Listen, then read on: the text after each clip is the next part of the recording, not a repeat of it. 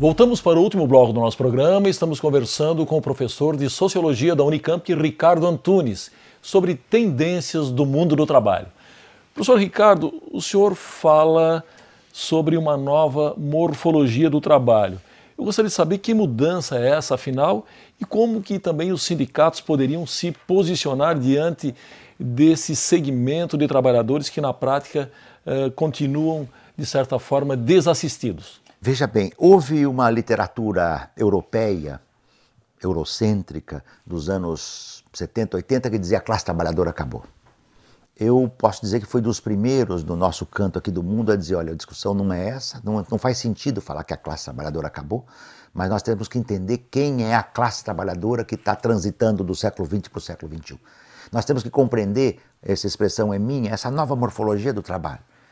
Porque se eu olho, hoje eu vejo que tem 1,5 milhão de trabalhadoras e trabalhadores, 70% a 80% desse contingente é feminino no call center e telemarketing. 1,5 milhão, é uma das maiores do país. Não é? Quando no passado nós falávamos dos metalúrgicos que tinham só no ABC 250 mil, hoje a redução desse contingente é muito significativa. Então nós temos que primeiro entender call center, telemarketing, motoboys. Não há nenhuma capital hoje do país que não tenha o transporte de mercadorias e até de pessoas. Tem cidades em que o táxi é motoboy, entende? E muitos deles em São Paulo morrem às vezes em média 1 ou mais por dia. Se não há uma política de tentativa de enfrentar isso. Quer dizer, quem é essa nova morfologia? Os trabalhadores do hipermercado.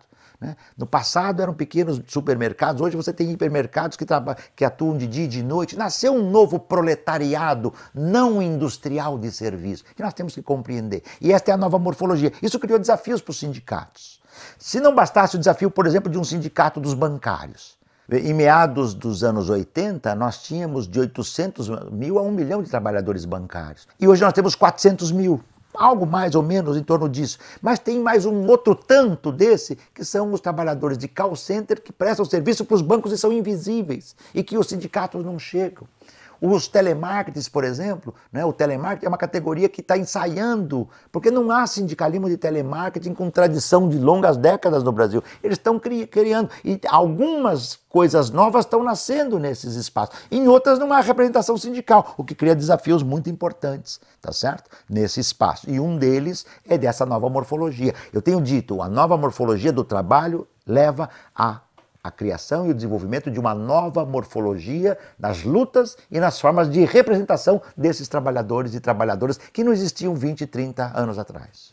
Tá certo, muito bem. A luta pela redução da jornada de trabalho de 44 para 40 horas semanais é aí uma bandeira antiga da classe trabalhadora. Bom, como estudioso do tema, o senhor acredita que há mesmo possibilidade de diminuição da jornada nesse cenário onde ainda muita gente trabalha mais do que 8 horas por dia? Eu diria, Vanderlei, que não é que há possibilidade, é imprescindível isso. Veja a sociedade que nós temos. Poucos dos muitos que precisam de emprego, dos bilhões que precisam de emprego, há bilhões sem emprego. E há outros bilhões com empregos precários. E há alguns bilhões trabalhando. Muito bem, desses que trabalham, muitos trabalham 10, 12, 14 horas por dia e outros, muitos, trabalham 1 hora por semana, porque estão subempregados e desempregados, e outros estão completamente desempregados. Então, se a sociedade tivesse um mínimo de sentido humano societal, reduziríamos o jornada de trabalho, e não para 40 horas. Se nós fôssemos profundamente no tema, eu trato disso no meu livro Sentidos do Trabalho, nós poderíamos ter algumas horas de trabalho por dia e toda a sociedade seria reproduzida mundialmente. Essa é uma bandeira vital. Os trabalhadores e as trabalhadoras têm direito de trabalhar menos e viver. Não é possível que eu trabalhe 8, 10 horas, leve mais 2 horas para ir ao trabalho, mais 2 para voltar, são 10, 16 horas, me sobram 8 horas, tá certo, do dia ou algo próximo disso para eu descansar e fazer todo o meu trabalho doméstico, que também é trabalho. Então é uma questão vital, só que é um embate. Aí há duas forças que se antagonizam. O capital diz, é um crime trabalharmos menos, porque ele quer ganhar mais. E os trabalhadores dizem, é um crime nós nos exaurirmos o dia inteiro no trabalho. Entende? Então, essa é uma questão vital, porque se eu reduzir o número de horas de trabalho, eu garanto àqueles que não têm trabalho que passam a trabalhar. Então eu diminuo o desemprego, eu minimizo o desemprego. Eu passo a ter mais tempo livre fora do trabalho. Só que aí veja, isso não acontece porque os capitais têm 400 a 600 transnacionais que dominam o mundo. Elas querem colocar o trabalhador trabalhando 48 horas por dia. É que elas não conseguem essa alquimia, mas haverão de tentar. Os trabalhadores têm que resistir e segurar. Aliás, isso não é uma luta atual. E no início da Revolução Industrial, os trabalhadores trabalhavam 18 horas por dia, né? As crianças e as mulheres também, né? E foi por muita luta que se chegou à bandeira de 8 horas de jornada de trabalho por dia. Professor Ricardo, o nosso tempo está aí se esgotando, mas eu ainda gostaria de fazer uma última pergunta. Qual o grande desafio do mundo do trabalho no século XXI? O desafio do mundo do trabalho no século XXI é, digamos, tocar no fundo da sociedade atual.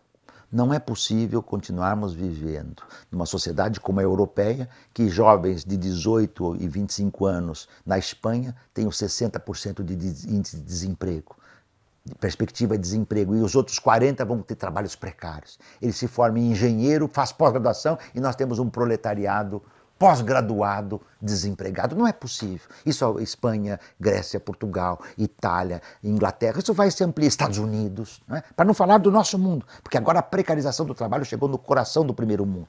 O trabalho é um enigma da sociedade. Ou o trabalho é uma forma vital para manter a reprodução humano-societal do conjunto, ou o trabalho é uma forma de destruição. Então, ao tocar no tema do trabalho, nós estamos tocando no que eu venho chamando das nossas questões vitais. Quais são as nossas questões vitais hoje? Há 2 ou 3 questões vitais hoje. A preservação ambiental. 15 anos atrás nós dizíamos, no futuro próximo nós estaremos aniquilados. Não, nós já estamos sendo aniquilados hoje. Tá certo? Pelo ar que respiramos, pela água que bebemos, pelo clima completamente transformado. O trabalho é vital. Ou o trabalho é algo que permita à sociedade reproduzir-se e trabalhar com sentido. Porque quando eu trabalho dotado de sentido, a minha vida fora do trabalho também se torna mais dotada de sentido. É impossível ser destroçado de sentido no trabalho e viver pleno. É como se eu saísse da prisão e fosse para a praia. Não dá liga, entende? Não dá liga. É preciso que haja mais sintonia entre a esfera do trabalho, que não pode ser uma prisão, e a esfera da vida, que tem que ser a esfera da liberdade. O trabalho é um enigma vital. É uma das questões vitais, dentre tantas que o mundo tem hoje. Junto com a questão ambiental, eu diria, na minha reflexão, são as 2 questões prioritárias. Ou a humanidade ataca isto, ou ela vai ser cada vez mais uma sociedade de despossuídos, desempregados, precarizados, sem perspectiva. E quando um jovem de 18 anos ou de 23, 24 anos diz, eu não vou mais estudar porque meu pai estudou e minha mãe estudou e ambos estão desempregados, é porque alguma coisa está errada na sociedade. Professor Ricardo, infelizmente, realmente o nosso tempo se esgotou. Foi uma honra entrevistá-lo. Muito obrigado pela entrevista. Obrigado, foi um prazer. Chegamos ao fim do nosso programa. Hoje conversamos sobre tendências do mundo do trabalho com o professor de Sociologia da Universidade de Campinas, Ricardo Antunes. Voltamos semana que vem com mais um tema do seu interesse. Até lá!